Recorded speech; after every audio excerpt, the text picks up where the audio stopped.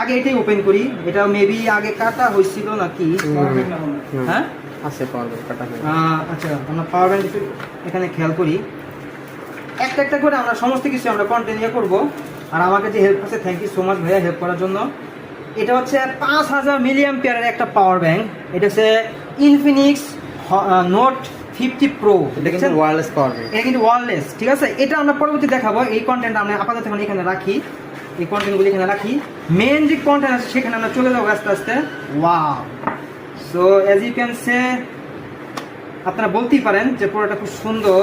আবার আমিও দেখছি, আমি প্রত্যেকটা জিনিস একটা একটা করে আমি আনবক্সিং করে দেখেছি।